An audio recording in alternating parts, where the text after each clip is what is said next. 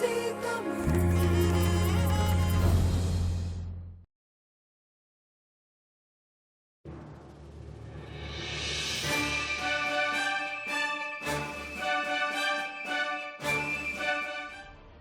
கொண்டிருக்கும் ஐபிசி தமிழ் நேயர் நெஞ்சங்களுக்கு இனிய வணக்கம். நீங்கள் இணைந்திருப்பது பைபிளும் கிறிஸ்துவம் நிகழ்ச்சியில். பைபிளும் கிறிஸ்துவம் நிகழ்ச்சியில் வளமை போலவே நான் உங்களுடன் ரஜினி நாதன் இணைந்திருக்கின்றேன். என்னுடன் வேத ஆராய்ச்சியாளர் பாஸ்டர் MS வசந்தகுமார் இணைந்திருக்கின்றார். நேர்களே, இன்று உங்களுக்காக ஒரு வித்தியாசமான ஒரு தலைப்பு எடுத்திருக்கிறோம். பொதுவாக நாங்கள் இந்த நிகழ்ச்சியில் ஏதாவது ஒரு பண்டிகையொட்டி அல்லாவிட்டால் சமூக ரீதியான தலைப்புகளை எடுத்து உங்கள் கூட நாங்கள் பகிர்ந்து கொள்வோம். இன்று வேதத்திலிருந்து ஒரு பகுதி, முக்கியமாக அது என்ன பகுதின்னு பார்ப்பதற்கு முன்பதாக நிகழ்ச்சிக்கு பாஸ்டரை நாங்கள் வரவேற்றுக் கொள்வோம். வணக்கம் பாஸ்டர். வணக்கம். இன்றும் நிகழ்ச்சிக்கு வருகை தந்ததுக்காக ரொம்ப ரொம்ப நன்றி. நன்றி.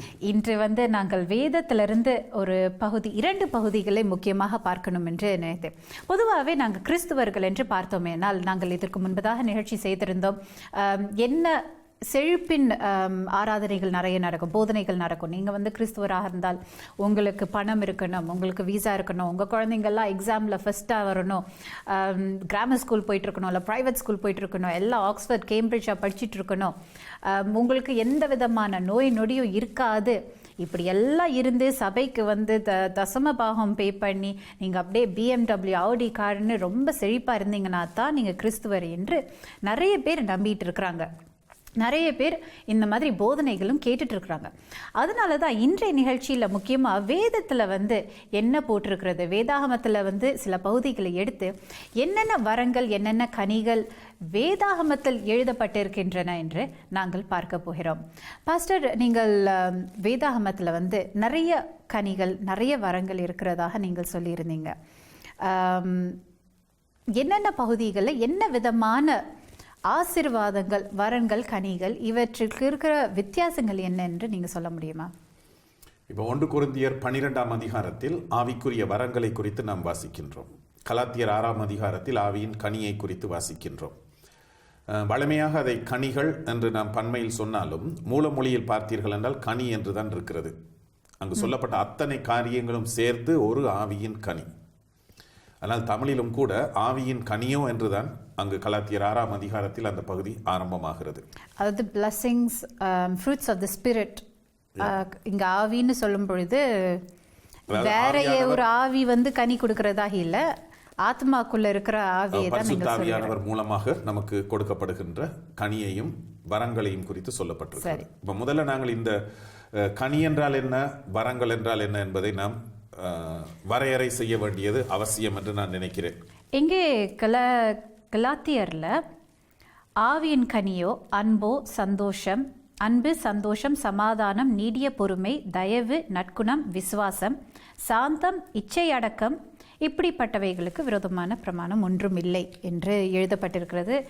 ஆவியின் கனியை குறித்து சொல்லப்பட்ட காரியங்கள் ஒரு மனிதனுடைய குணாதிசயம், கேரக்டர், தன்மையை குறித்து நாம் பார்க்கின்றோம். அன்பு, சமாதானம், சந்தோஷம், இச்சை அடக்கம், நீடிய பொறுமை, இவைகளெல்லாம் மனிதனுடைய வாழ்க்கையில், ஒரு கிறிஸ்தவனுடைய வாழ்க்கையில் காணப்பட வேண்டிய குணாதிசயங்களாக, இல்லையென்றால் தன்மையாக இருக்கின்றது. இதையும் வரங்கள் என்று நீங்க சொல்றீங்க. இது கனிகள் என்று சொல்லப்பட்டிருக்கிறது. அதாவது ஒரு மரம் என்ன செய்கிறது, கனியை கொடுக்கின்றது.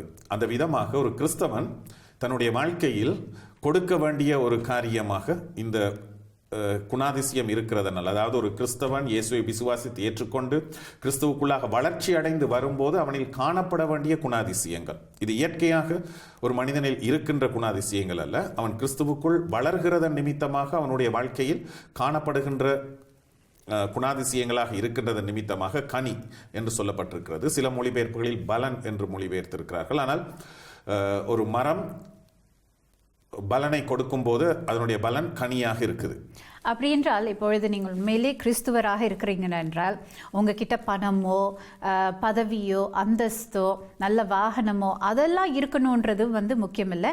ஆனால் இந்த ஆவியின் கனிகள் இருக்கணும் என்பது உங்களுடைய வேதாகமத்தில் எழுதப்பட்ட, வேதாகமத்தினுடைய அடிப்படை அதுதான். இப்ப இயேசு கிறிஸ்து கூட அந்தந்த மரம் அதன் கனியினால் அறியப்படும், நல்ல மரம் கெட்ட கனி கொடுப்பதில்லை, கெட்ட மரம் நல்ல கனி கொடுப்பதில்லை என்று சொல்லியிருக்கிறார். அப்போ ஒரு மனிதன் கிறிஸ்தவனாக இருக்கும் போது கிறிஸ்தவ குணாதிசயங்கள் அவனில் காணப்பட வேண்டும். இப்போ ஒருவனை கிறிஸ்தவன் என்று நாம் எப்படி அடையாளம் காணலாம்?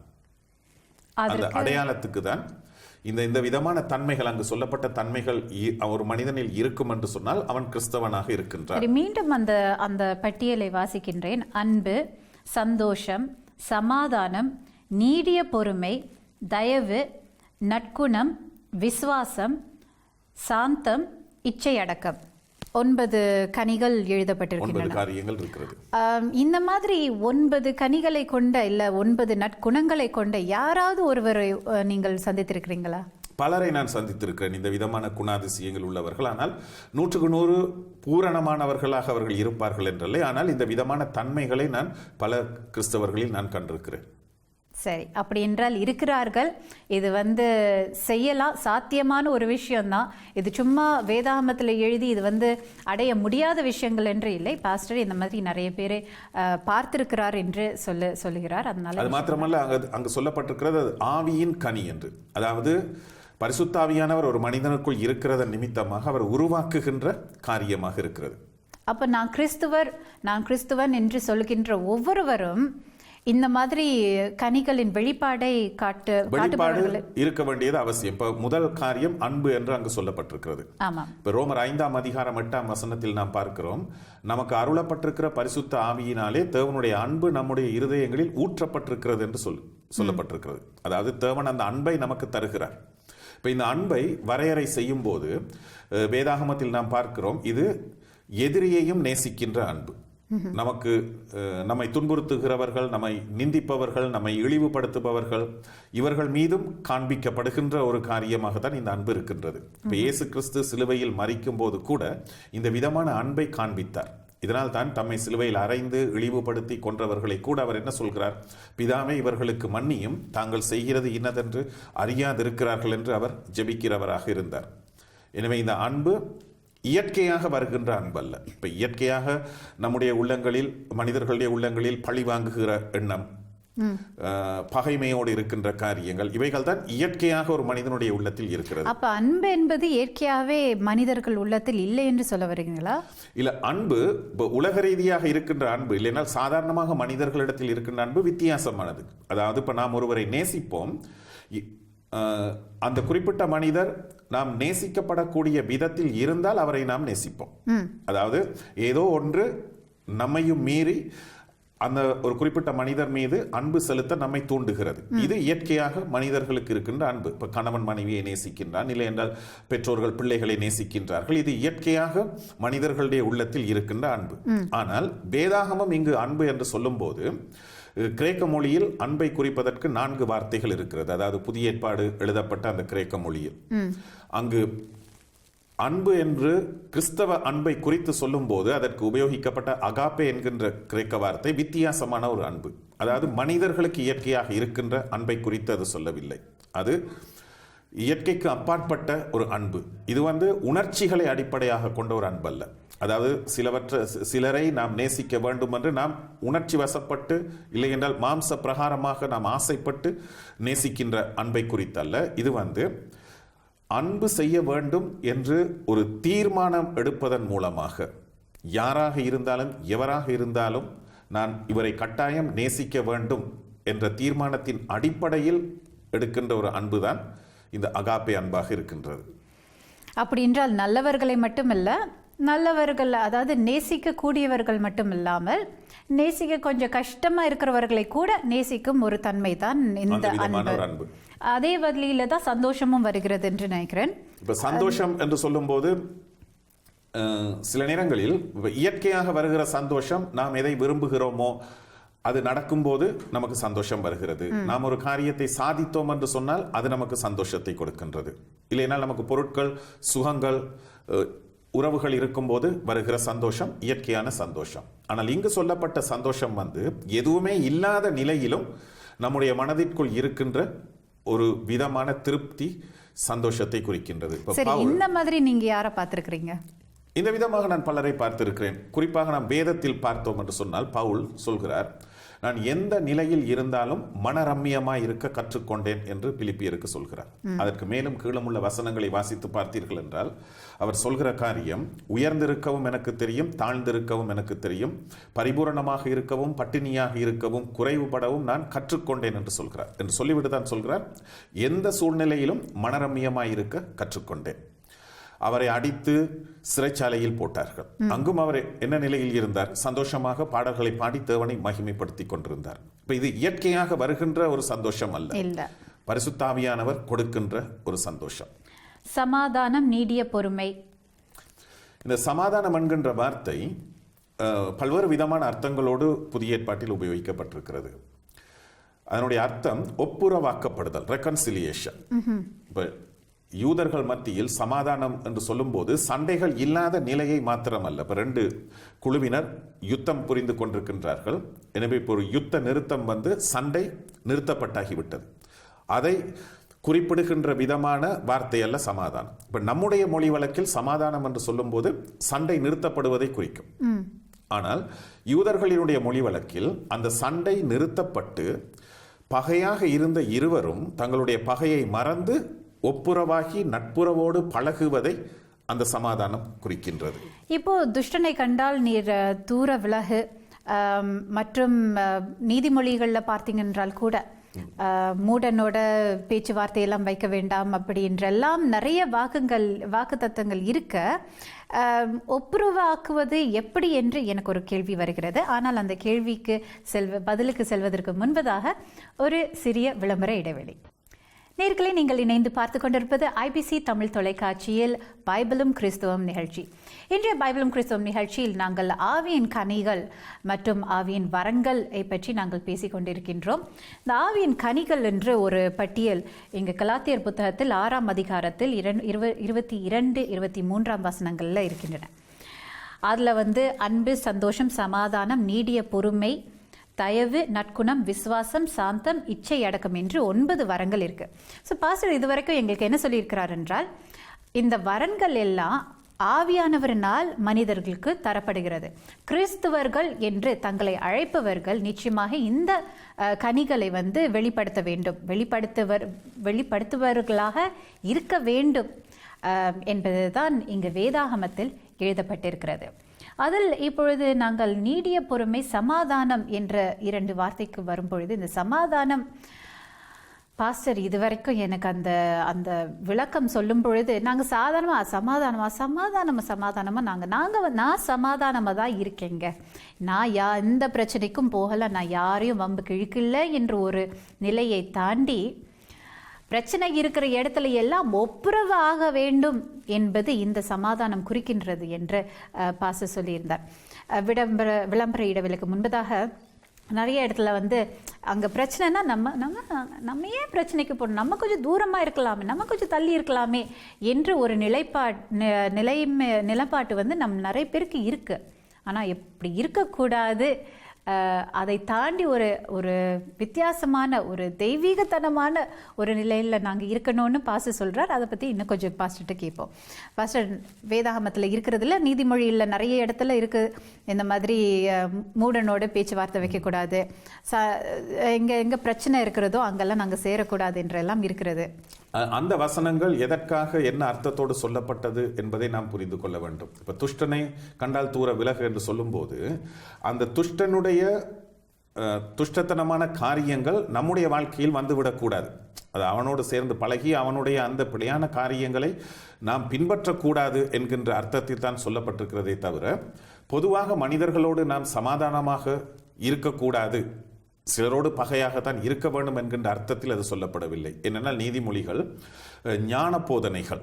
எனவே ஒரு மனிதன் ஒழுக்க ரீதியாக என்ன விதமாக நல்லவனாக சமுதாயத்தில் வாழ வேண்டும் என்பதை அங்கு அதற்கான போதனைகள் அங்கு கொடுக்கப்பட்டிருக்கின்றன. சரி, இப்போ உதாரணத்துக்கு ஒருத்தர் பிரச்சனை கொடுத்துட்டே இருக்காரு. அப்போ அந்த நபர் வந்தாலே பிரச்சனை தான்றது எல்லாருக்கும் தெரியும். அப்படிப்பட்டவர்கள்ட்ட நாங்கள் எப்படி சமாதானமாக இருக்கிறது? சமாதானமாக இருக்கிறதுக்கு ஒரே ஒரு விஷயம்தான் இருக்கு, அதாவது விட்டு கொடுக்கிற தன்மை. ஒரு பிரச்சனை வரும்போது நாம் விட்டு கொடுத்தோம் என்று சொன்னால் அந்த பிரச்சனை அதோடு தீர்ந்துடும். இப்போ பிரச்சனை வளர்ந்து கொண்டு வருகிறதற்கான காரணம், அந்த பிரச்சனை தீராமல் தொடர்ந்து வளர்ந்து கொண்டே வருகிறது என்றால் அதற்கான காரணம் நாங்கள் விட்டு கொடுக்காமல் இருக்கின்றோம். இப்போ போதனைகளை நீங்கள் பார்த்தீர்கள் என்றால் புதிய ஏற்பாட்டில் உன்னை ஒருவன் 1 மைல் தூரம் வரும்படி சொன்னால் 2 மைல் போ என்று சொல்லப்பட்டிருக்கிறது. உன் அங்கேயே எடுத்துக்கொள்கிறவனுக்கு மேல் வஸ்திரத்தையும் கொடு என்று சொல்லப்பட்டிருக்கிறது. இப்போ இதெல்லாம் சொல்லப்பட்டதனுடைய காரணம், அர்த்தம் என்னவென்று சொன்னால் நாங்கள் விட்டு கொடுக்கணும். விட்டு கொடுத்தோம் என்றால் பிரச்சனைகள் தீரும். ஆனா இதுதான் ரொம்ப கஷ்டமான காரியம். கஷ்டமானது மட்டும் இல்ல. இப்போ சில பேர் சொல்லுவாங்கல்ல, ஒரு கணத்தில் அறிந்தால் மரக்கணத்தை காட்ட வேண்டும் என்பவன் தான் கிறிஸ்துவன். அப்படின்றால் தவறுக்கெல்லாம் நாங்கள் அப்படியே தலையாட்டிட்டு அவங்க பிரச்சனை பண்ணுறாங்க. சரி சரி உங்களுக்கு இப்படி தான் வேணுமா, நாங்கள் அப்படியே நடந்து கொள்கிறோம்ன்ற மாதிரி கிறிஸ்துவர்கள் எப்படி சொல்கிறது, டோமேட்ஸாக இருக்கணும்னு ஒரு அவசியமும் இல்லை. அந்த விதமாக அல்ல. இப்போ பிரச்சனை படுகிறவனோடு தொடர்ந்து அந்த பிரச்சனையை நாங்கள் வளர்த்து கொள்ளாமல் அதற்கு ஒரு முற்றுப்புள்ளி, ஒரு முடிவு கொண்டு வர வேண்டியது அவசியம். எப்படி முடிவு கொண்டு வர போகிறோம்? சரி, நாம் விட்டு கொடுத்து தான் அதை நாம் செய்ய வேண்டும். விட்டு கொடுக்கறதுனால இழப்பு எங்கள் தரப்பில் இருந்தால் அது பரவாயில்லையா? எங்கள் தரப்பில் இருக்கும்போது அதை நாங்கள் ஏற்றுக்கொள்ள வேண்டும். அப்படித்தான் வேதம் சொல்கிறது. இப்ப அந்த இழப்பை நாம் ஏற்றுக்கொள்ள முடியாத நிலையில் இருக்கிறோம். அதனால தான் பிரச்சனையை நாங்கள் தொடர்ந்து செய்து கொண்டே வருகிறோம். நிறைய பிரச்சனைகள், இப்ப காணி பிரச்சனைகள், இல்லை என்றால் வேறு பணத்தில் கடன் கொடுத்து விட்டு பணத்துல வருகிற பிரச்சனைகள். சரி, கடனை திருப்பி கொடுக்கலையா, சரி போயிட்டு போகட்டும் என்று விட்டுறணும். இப்ப அதுக்கு பிறகு இன்னொரு தடவை அவர் கடன் கேட்டு நம்மிடத்தில் வரமாட்டார். சரி, கடன் கேட்டு ஒருத்தர் கொடுத்தாச்சு, அவங்க திருப்பி கொடுக்கல, நாங்களும் சரி அவங்க கொடுக்க மாட்டாங்க போட்டோன்னு விட்டாச்சு. அடுத்த முறை அதே நபர் திருப்பி கடன் கேட்குறாரு, இல்லை ரொம்ப கஷ்டமா இருக்கு, வீட்டில் நிறைய பிரச்சனையா இருக்கு, தயவு செஞ்சு கொடுக்க முடியுமா, எங்ககிட்ட இருக்கு ஆனா எங்களுடைய தேவைகளுக்காக நாங்கள் வைத்திருக்கிறோம், கொடுக்கறதா வேணாமா? அதாவது கடன் நாங்கள் மன்னித்து விட்டுவிடும் போது அவர் மறுபடியும் கேட்பார் என்று சொல்ல முடியாது. அப்படியே அவர் ஒரு நெருக்கடியான நிலையில் இருந்தால் அவர் கேட்டாலும் நாங்கள் உதவி செய்ய வேண்டியது எங்களுடைய கடமையாக இருக்கிறது. ஆனால் சிலர் இதை தவறாக பயன்படுத்துகிறார்கள். அதாவது கிறிஸ்தவர்கள் என்றால் எப்படியும் அவர்களிடத்திலிருந்து நாங்கள் பணத்தையோ பொருளையோ பெற்றுக்கொள்ளலாம் என்கின்ற நோக்கத்தோடு நம்ம ஏமாற்றுகிறவர்களும் இருக்கிறார்கள். எனவே அந்த விஷயத்தில் நாங்கள் கவனமாகவும் இருக்க வேண்டும். இப்போ ஒரு உண்மையான உதவி என்றால் நாங்கள் கொடுப்போம். ஆனால் அதை அவர் தவறாக உபயோகிக்கிறார் என்றால் அந்த தவறையும் நாம் அவருக்கு சுட்டிக்காட்டத்தான் வேண்டும். அப்படி என்றால் சொல்லலாமா, முறை கொடுத்ததே நீங்க திருப்பி கொடுக்கல, இந்த முறை என்னால் கொடுக்க முடியாதுன்னு சொல்ல முடியுமா? அவருடைய தேவை உண்மையான தேவையாக இருந்தால் நாங்கள் நிச்சயமாக கொடுக்கத்தான் வேணும். இல்லை அவர் பணத்தை வீண் விரயம் செய்வதற்காகவோ இல்லை என்றால் ஒரு தேவையற்ற செலவுக்காக கேட்கிறவராக இருந்தால் எதற்காக கேட்கிறார் என்பதை நாம் ஆராய்ந்து பார்க்க வேண்டும். அது உண்மையான ஒரு ஆபத்தான ஒரு சூழ்நிலையில் உதவி தேவை என்று காணும் போது ஏற்கனவே கொடுத்தோம், திருப்பி கொடுக்கவில்லை, எனவே இப்போது கொடுக்க முடியாது என்கின்ற நிலையில் நாம் இருக்கக்கூடாது.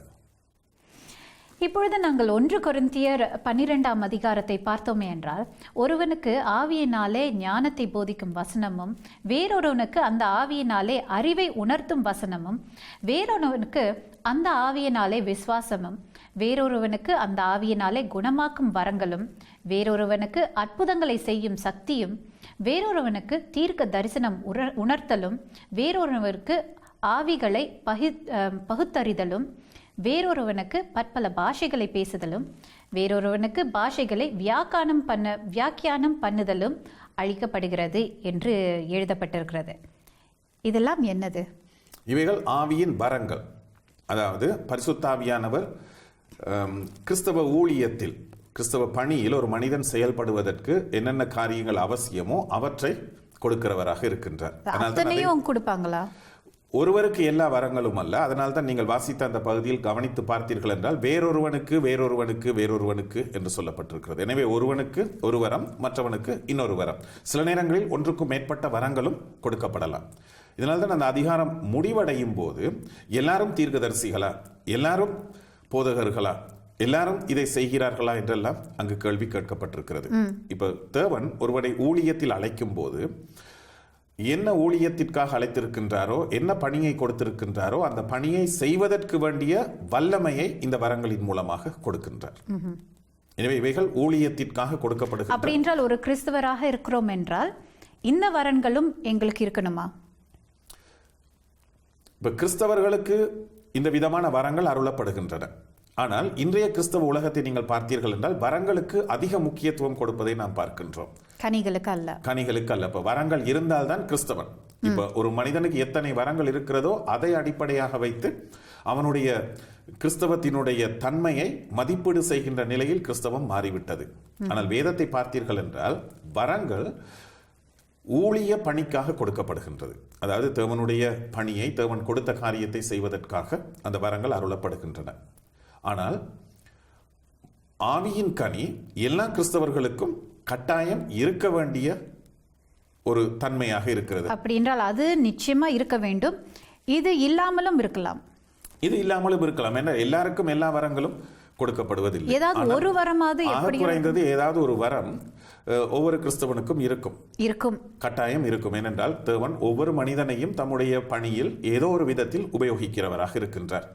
நீங்கள் 1 கொரிந்தியர் 12ஆம் அதிகாரத்தில் 9 வரங்களை குறித்து வாசித்தீர்கள். அந்த அதிகாரத்தின் கடைசி பகுதிக்கு வரும்போது இன்னும் ஒரு சில மேலதிகமான வரங்களை குறித்து நீங்கள் வாசிக்கலாம். ரோமர் 12ஆம் அதிகாரத்திலும் இந்த வரங்களை குறித்து நீங்கள் வாசிக்கலாம். இங்கு சொல்லப்படாத சில வரங்கள் அங்கு குறிப்பிடப்பட்டிருக்கிறது. ஆனால் நம்முடைய தமிழ் வேதாகமத்தில் அவைகள் சரியான விதத்தில் ஒரு சில வரங்கள் மொழிபெயர்க்கப்படாததன் நிமித்தமாக அவைகள் வரங்களா என்கின்ற ஒரு கேள்வி கூட சிலருடைய உள்ளத்தில் ஏற்படலாம். எபேசியர் 4ஆம் அதிகாரத்திலும் 5 வகையான ஊழியங்களை குறித்து சொல்லப்பட்டிருக்கிறது. அந்த ஊழியங்களை செய்வதற்கான வரத்தை தேவன் கொடுக்கிறவராக இருக்கின்றார். 1 பேதுரு நிருபத்திலும் இந்த வரங்களை குறித்து நாம் வாசிக்கலாம். இப்படி வேதத்தில் இருக்கின்ற வரங்கள் எல்லாவற்றையும் நாம் எண்ணிக்கை இட்டோம் என்று சொன்னால் கிட்டத்தட்ட ஒரு 22 வரங்கள் வேதத்தில் சொல்லப்பட்டிருக்கிறது. அப்படி என்றால் இந்த செழிப்பின் போதனைகளை சொல்பவர்களிடம் எல்லாம் நீங்கள் இதை எதிர்நோக்கினீங்கள் என்றால் நீங்கள் கேட்க வேண்டிய கேள்வி ஒன்றுதான். உங்களிடம் நீங்கள் கேட்க வேண்டிய கேள்வி, கிறிஸ்துவர் என்று தன்னை அடையாளப்படுத்துபவர்களிடம் கனிகள் இருக்கின்றனவா? இந்த வரங்களை பற்றி நாங்கள் கவலைப்பட வேண்டாம். ஆனால் நீங்கள் ஒரு கிறிஸ்தவராக இருந்தீங்கள் என்றால் வரங்கள் உங்களிடம் இருக்கிறதா இல்லையான்றது ஒரு புறம் இருக்க, கனிகள் உங்களிடம் எப்படியாக தோற்றம் அழிக்கின்றன என்றது நீங்கள் முக்கியமாக மையப்படுத்தி வைத்து பார்க்க வேண்டிய ஒரு விஷயம். இந்த நிகழ்ச்சியில் நான் நினைக்கிறேன் பாஸ்டர் எங்களுக்கு ரொம்ப அற்புதமாக இந்த ஆவியின் வரன்களை பற்றியும் கனிகளை பற்றியும் தெளிவுபடுத்தினார். ஆவியின் வரன்களை நிறைய பேர் நாங்கள் முன்வைத்து மையப்படுத்தி இதுதான் கிறிஸ்துவ வாழ்க்கையுடைய சென்டர் ஆஃப் கிறிஸ்டியானிட்டி அப்படின்று நாங்கள் எதிர்நோக்கும் ஒரு எங்களுடைய எண்ணங்களை மாற்றி ஆவியின் கனிகளில் எங்களுடைய நாட்டத்தை நாங்கள் செலுத்துபவர்களாக மாறுவோம். மீண்டும் இன்னும் ஒரு பைபிளும் கிறிஸ்துவம் நிகழ்ச்சியில் உங்களை சந்திக்கும் வரை உங்களிடமிருந்து விடைபெறுகின்றேன். நன்றி, வணக்கம்.